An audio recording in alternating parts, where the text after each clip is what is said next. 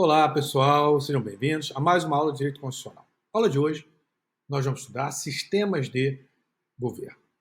Importante destacar que esse é um tema de alta relevância, um tema que tem sido objeto de intensos debates políticos, acadêmicos, quanto à possibilidade de modificação, de não alteração.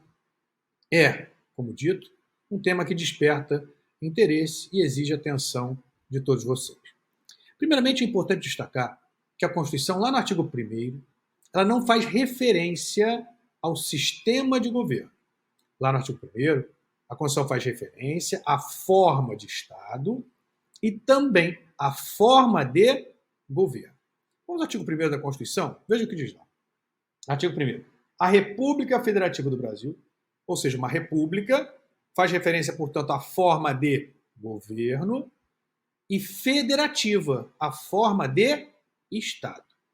Então, a Constituição, no artigo 1º, não faz referência ao sistema de governo, mas sim à forma de governo, lembrando aqui, república em oposição à monarquia, nossa opção pela forma de governo republicano.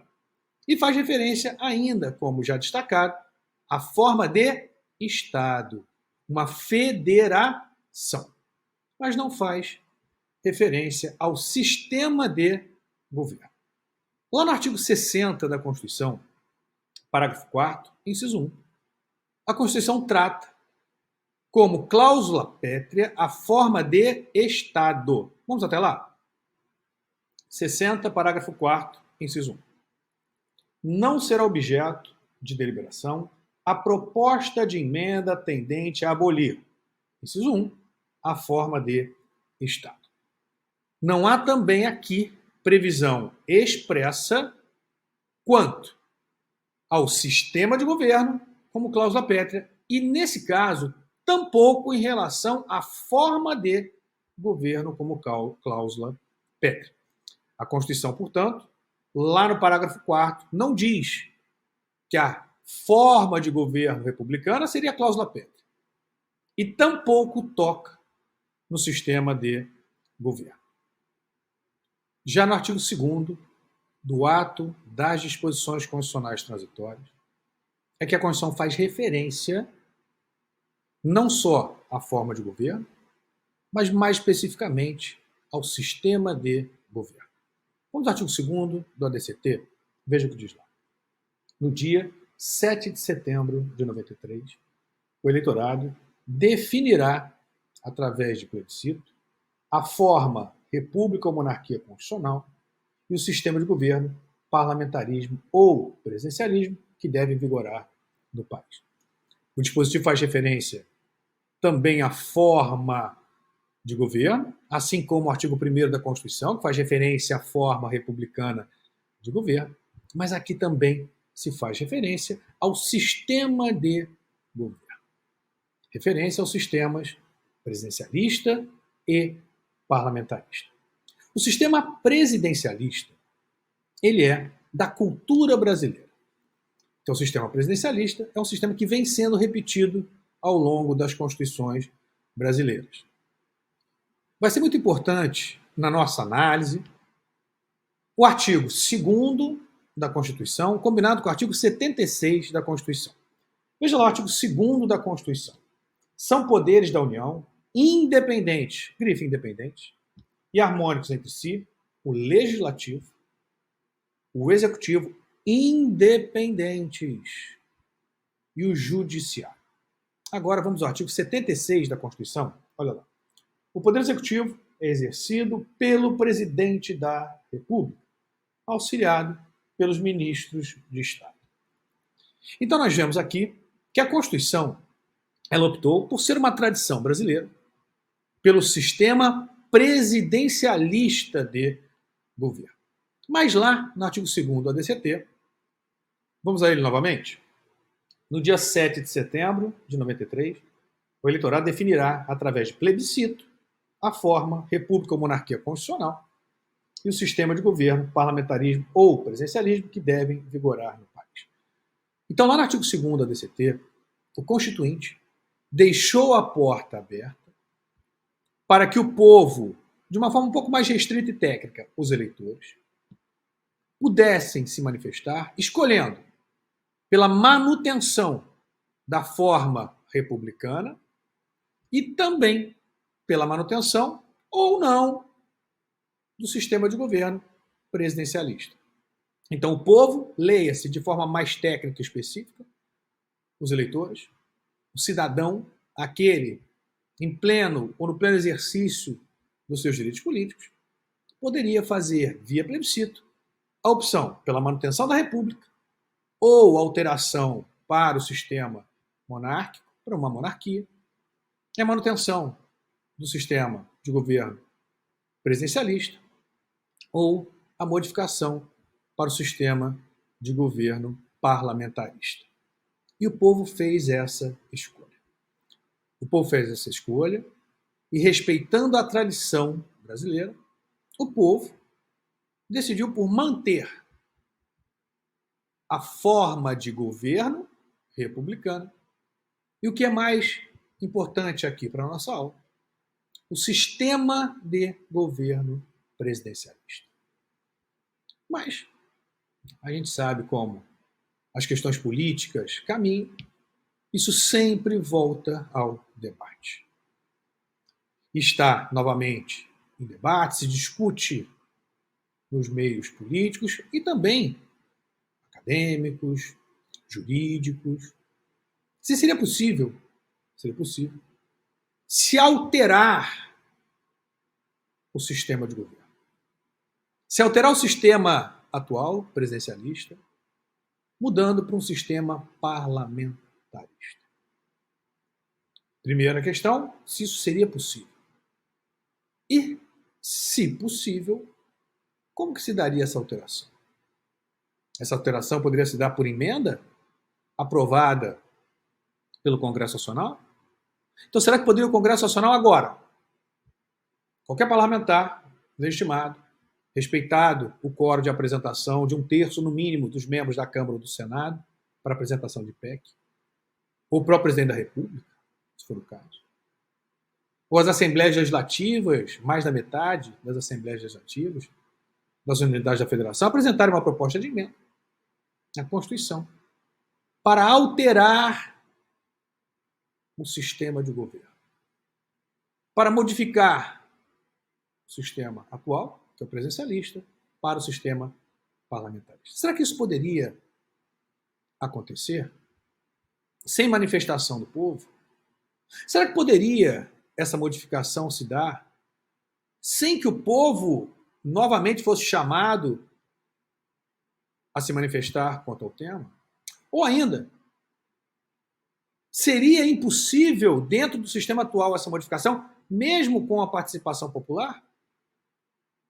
São questões importantes, questões que têm suscitado intensos debates políticos, como eu disse, acadêmicos, no meio jurídico. Eu posso indicar para vocês 3 posições que têm debatido a questão. Uma primeira posição tem sido defendida pelo ex-ministro Carlos Aires Brito. O ex-ministro Carlos Aires Brito entende que a opção feita pelo povo, através de plebiscito, lá em 93, em conformidade com o que disposto no artigo 2º do ADCT, teria petrificado não apenas a forma de governo republicano, mas o sistema de governo presidencialista.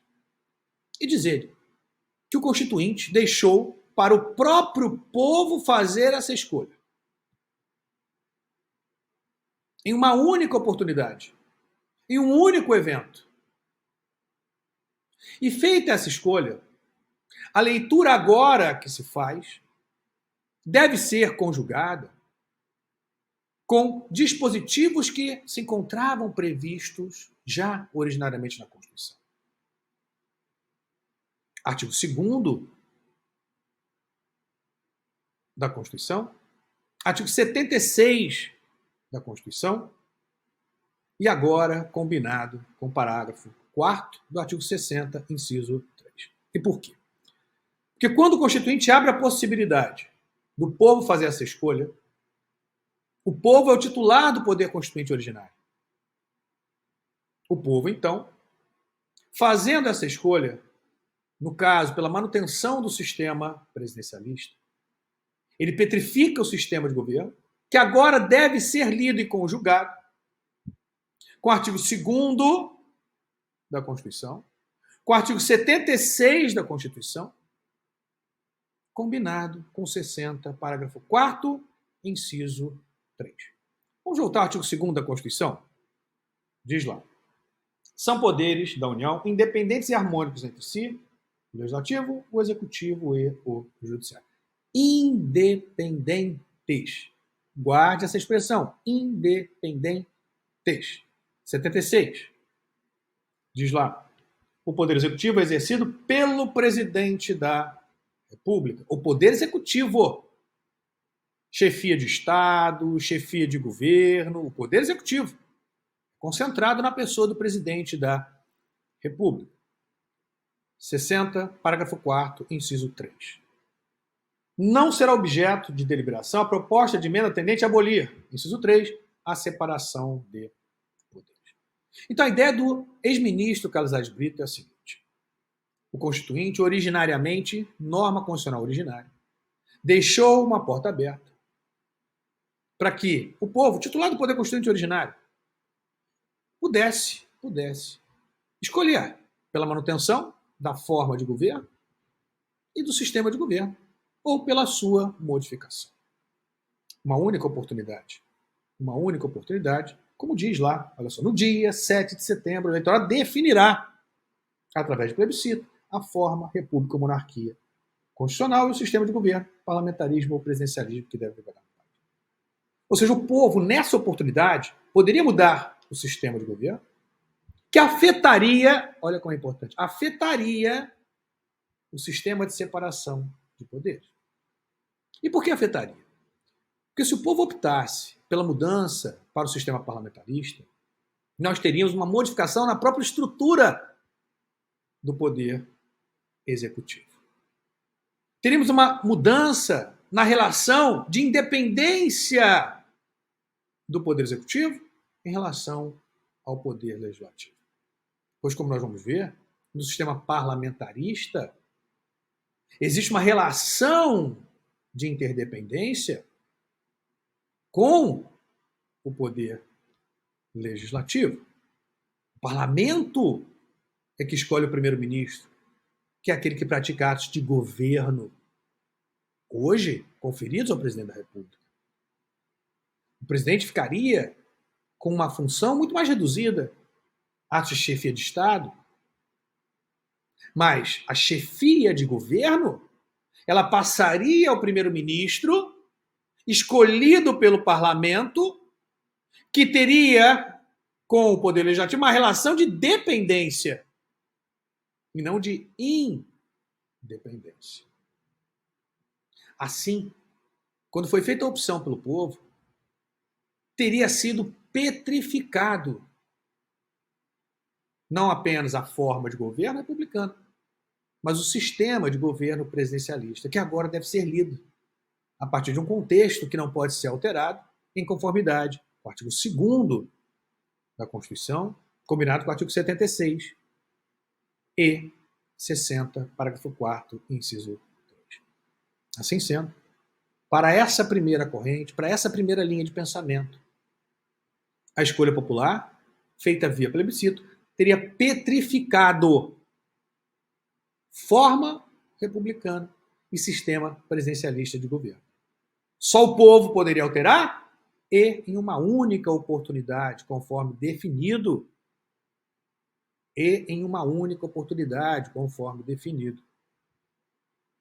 no artigo 2º do ADCT. Mas, como eu disse, nós temos divergência. Uma segunda corrente, defendida pelo ex-AGU Luiz Inácio Adams, então, segunda corrente, defendida pelo ex-AGU, ex-advogado-geral da União, Luiz Inácio Adams, entende que teria sido petrificado o sistema de governo, assim como a forma de governo, a partir da escolha popular. Contudo, ele admite eventual modificação, desde que observado o mesmo procedimento e convocado o titular do poder constituinte originário, o povo. Então, nessa linha de pensamento, nessa segunda corrente, a primeira não pode, nem mesmo convocando o povo. Já nessa segunda linha de pensamento, o procedimento seria uma emenda à Constituição para, primeiramente, alterar a Constituição, estabelecendo a possibilidade de uma nova convocação popular, pois não existe essa possibilidade hoje. Então, teria que ter uma emenda para alterar a Constituição, abrindo a possibilidade de uma nova convocação popular, não alterando o sistema de governo, tá? Mas alterando, por exemplo, a DCT, estabelecendo a possibilidade de convocação de um novo plebiscito. Aprovada essa emenda, alterando a Constituição, aí poderia ser convocado um novo plebiscito, chamando novamente o povo, leia seus eleitores, cidadãos, titular do poder constituinte originário, para novamente se manifestarem, novamente escolherem pela manutenção do presidencialismo, ou, eventualmente, o povo titular do poder constituinte originário optar pela mudança, optar por se alterar o atual sistema, o sistema parlamentarista. Mas teria que ser convocado o povo titular do poder constituinte originário. A manifestação seria necessariamente do povo.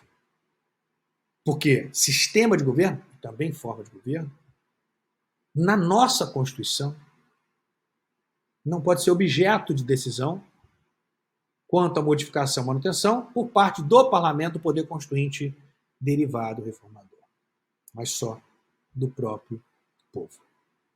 Mas temos ainda uma terceira corrente. Terceira corrente, defendida pelo ex-ministro da Justiça, José Eduardo Cardoso.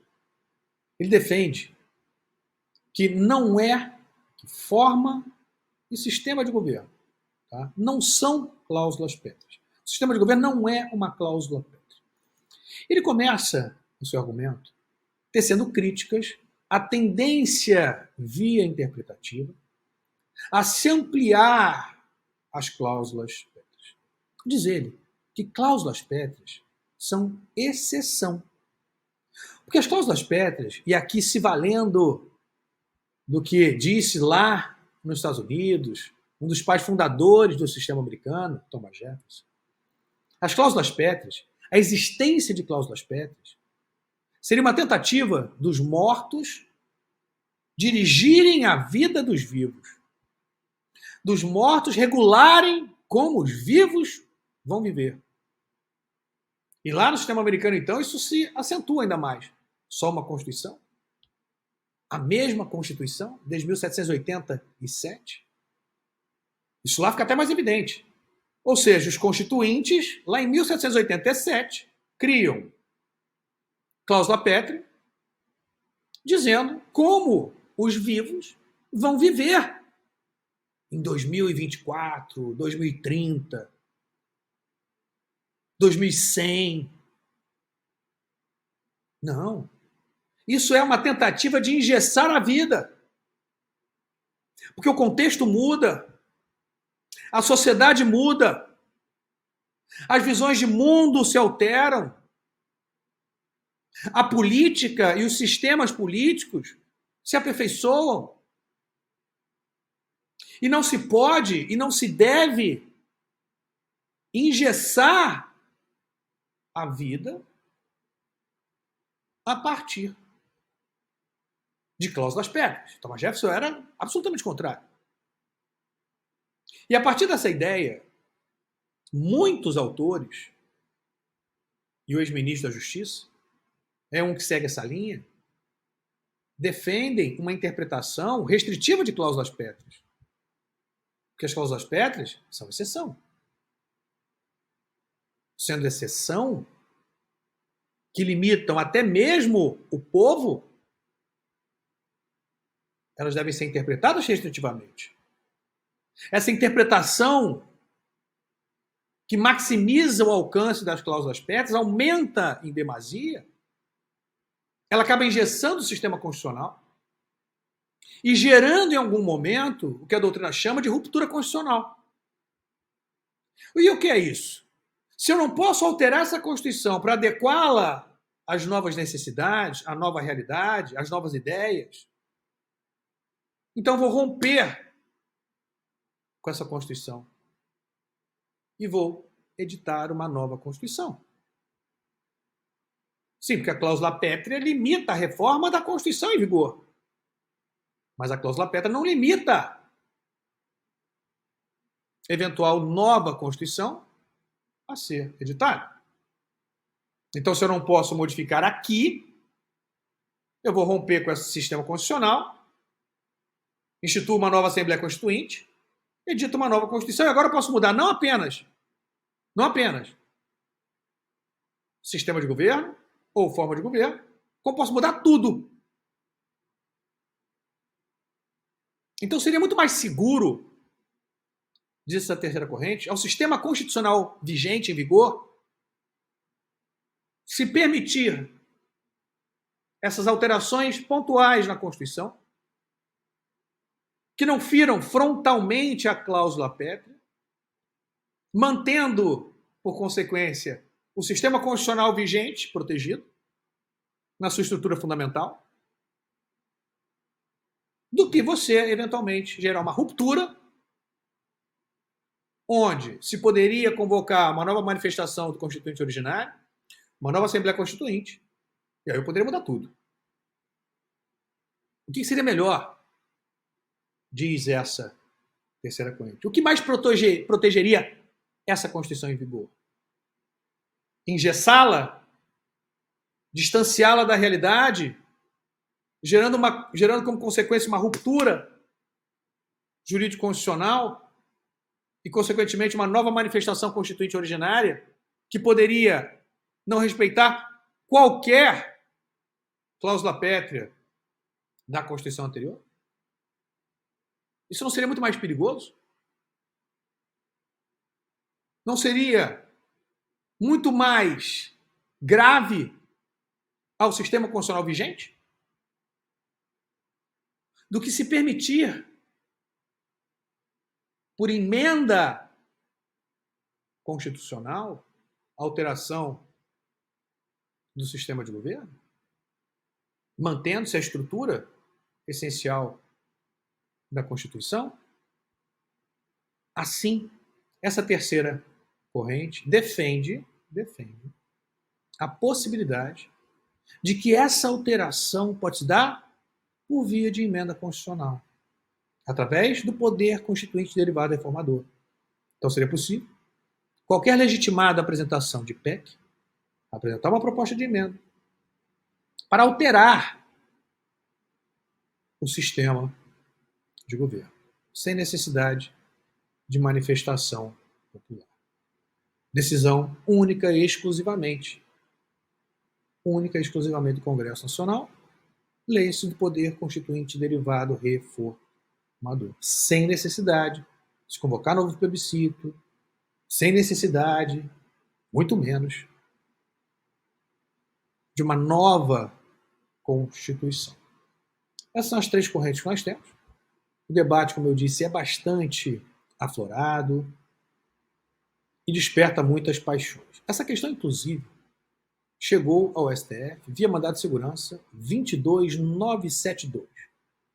Acabou não indo à frente, né, pois a PEC, que estava ali sendo contestada nesse mandado de segurança, ela foi arquivada.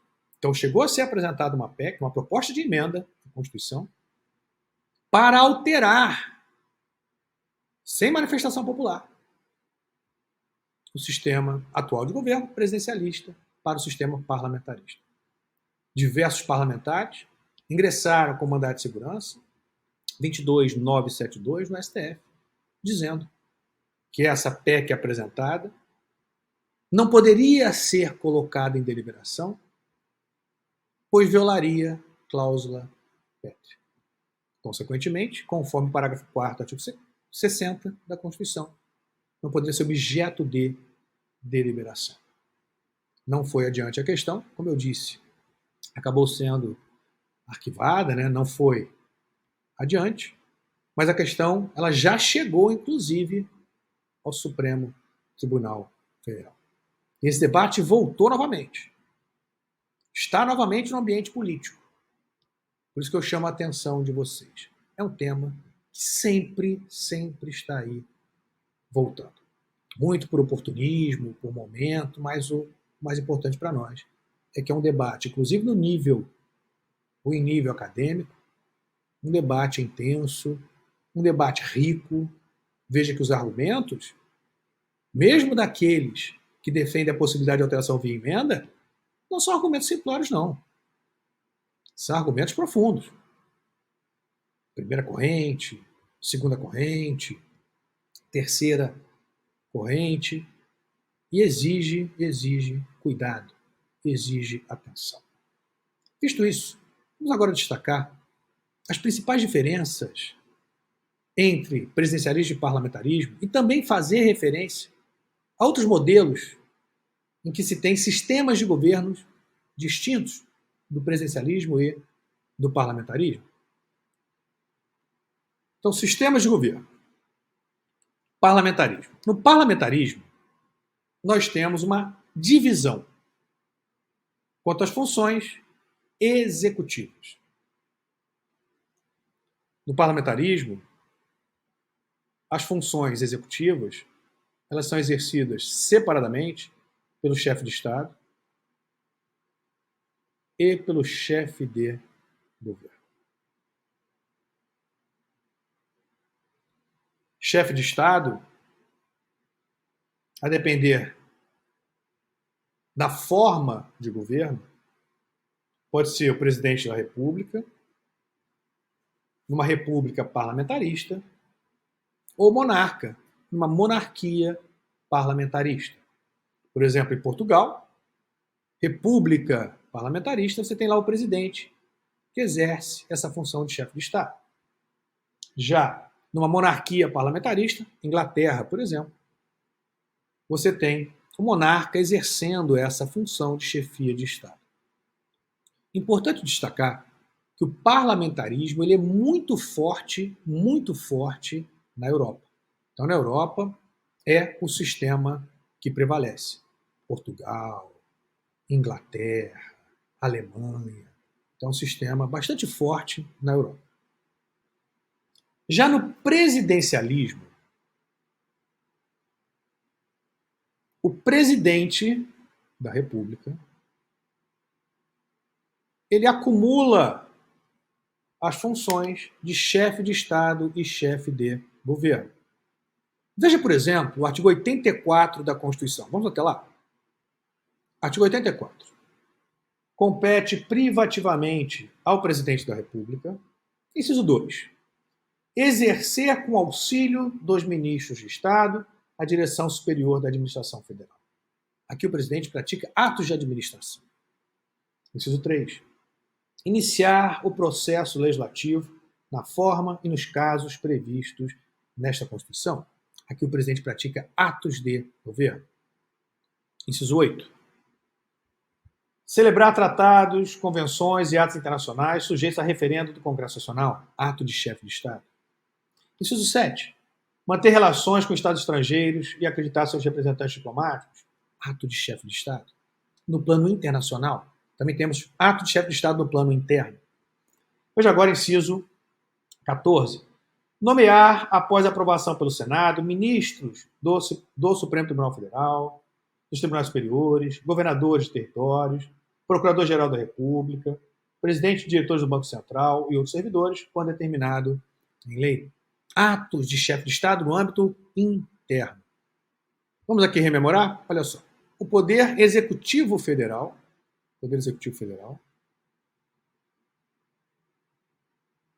exercido pelo Presidente da República. É delineado como complexo de órgãos destinados ao exercício preponderante da função administrativa, que congrega a chefia grife de Estado.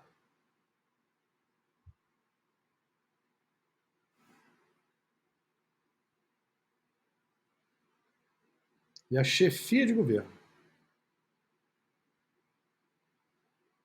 Artigo 76. Chefe de Estado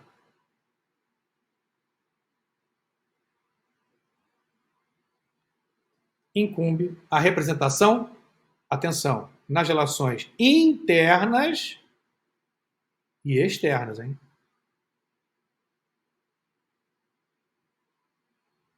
Na medida em que o agente político participa da composição de outros organismos e corporifica a unidade do Estado. Então, aqui, por exemplo, no âmbito interno, nomeação de ministros, de tribunais superiores, procurador-geral da República, advogado-geral da União, ou ainda corporificando a unidade do Estado e representando no âmbito externo, celebrar tratados, convenções e atos internacionais. Então, como chefia de Estado, representação, muita atenção, nas relações não apenas externas, mas também internas. E a chefia de governo.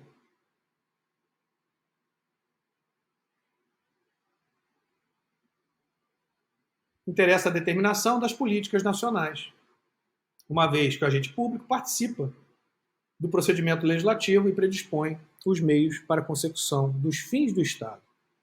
Iniciativa de projetos, sanção, promulgação, publicação das leis, direção superior da administração pública federal. Assim, são funções típicas do Executivo no sistema presidencialista, conferidas a uma única autoridade, ao Presidente da República, funções de chefia de Estado, funções de chefia de governo. Vamos agora às principais distinções entre o sistema presidencialista e o sistema parlamentarista. Podemos estabelecer distinções quanto ao prazo dos mandatos, a relação entre os poderes, esse é um ponto destacado quando analisamos a possibilidade ou não de uma alteração atualmente, eleição,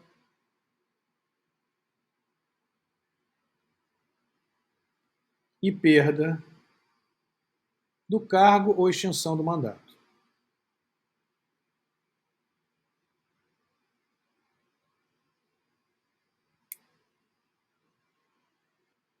Bom, primeiramente, prazo do mandato. Prazo do mandato, aqui, o chefe de governo, tá? Em uma república parlamentarista, o presidente tem mandato determinado. Quem não tem mandato determinado é o primeiro-ministro, tá? Já em uma república presidencialista, o presidente que acumula chefia de Estado e chefia de governo tem mandato determinado. Então, no presidencialismo, presidente, mandato determinado. Lembrando, o presidente acumula função de chefe de Estado e chefe de governo. Em uma república parlamentarista, o presidente, por exemplo, Portugal, tem mandato determinado. A escolha do presidente, que é chefe de Estado, se dá por via do voto popular. Em uma monarquia parlamentarista, o chefe de Estado, que é o monarca, não tem mandato determinado. Agora, atenção, o primeiro-ministro, seja em uma república parlamentarista ou em uma monarquia parlamentarista, não tem mandato determinado. Mandato indeterminado.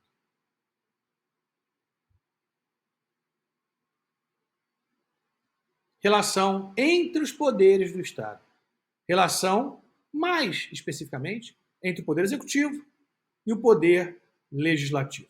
Nós vimos, lá no artigo 2º da Constituição, veja novamente, são poderes da União independentes, grife independência, e harmônicos entre si, O legislativo, o executivo e o judiciário.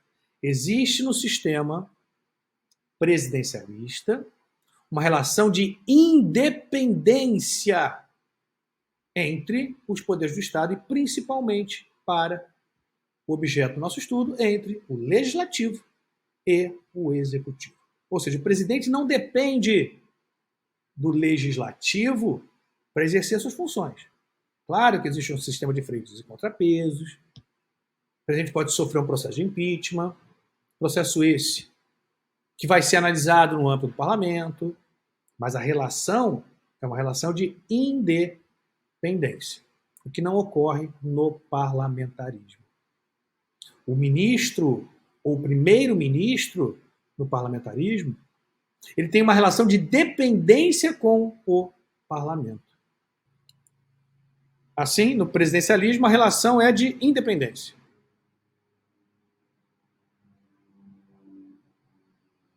No parlamentarismo, de interdependência. Principalmente quando se tratar do primeiro-ministro, que depende do parlamento para ser mantido no exercício do cargo, no exercício de suas funções. No presidencialismo, a eleição para o presidente, e aqui muito cuidado, a eleição para cargo de presidente, óbvio, numa democracia, ela é direta. E no parlamentarismo, como eu disse, muito cuidado. Se for uma república parlamentarista, um Estado democrático, república parlamentarista democrática, a eleição para presidente é direta, exceção Portugal. Já a eleição do primeiro-ministro, chefe de governo, é indireta, pois é feita, é escolhido pelos membros do parlamento. E, em uma monarquia parlamentarista, você não vota no rei, a eleição que você tem é apenas para o primeiro-ministro, e essa eleição será indireta, eleição feita pelo parlamento, exemplo, Inglaterra.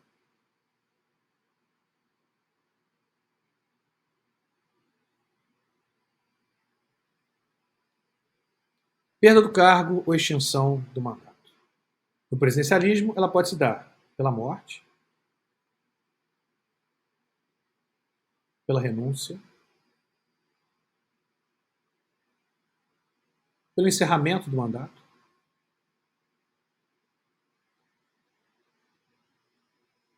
ou ainda através de impeachment. Exemplo, caso Dilma Rousseff, renúncia, exemplo, Fernando Collor de Mello. Já no parlamentarismo, morte, sim. Renúncia. Isso recentemente foi visto na Inglaterra. Perda da maioria parlamentar, também recentemente na Inglaterra.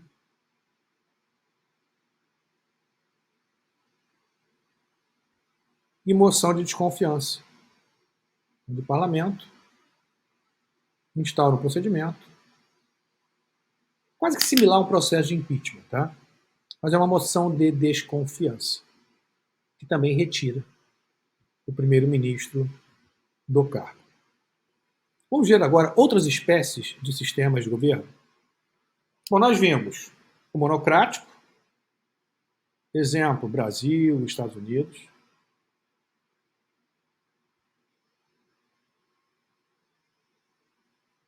Monocrático, pois você tem na mesma figura a chefia de Estado e a chefia de governo. Por isso, monocrático. O dual,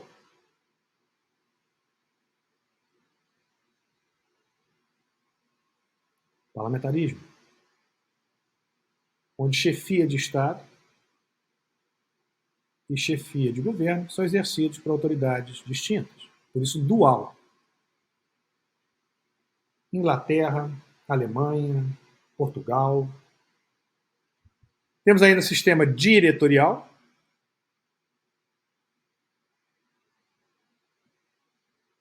onde as funções de chefia de Estado e chefia de governo são exercidos por um conjunto de pessoas, por um grupo, por isso diretorial, como se fosse por uma diretoria. E aí você tem, em cada um desses sistemas, claro, o procedimento de decisão. Vai depender do tema, do assunto, maioria simples, maioria absoluta, mas a decisão é do grupo diretorial. Exemplo, Suíça, San Marino, ex-União Soviética. E também o exemplo do sistema colegial. Roma Antiga, onde se tinha 2 cônsules. Veja que os 2 exerciam a função de chefe de governo, chefe de Estado em conjunto. Não era dividido como no parlamentarismo, tá? Mas eles é que decidiam, esses 2, tanto em questões de chefia de Estado, como em questões de chefia de governo. Bom, pessoal, vimos então sistemas de governo. Abraço grande a todos, bom estudo e sucesso sempre.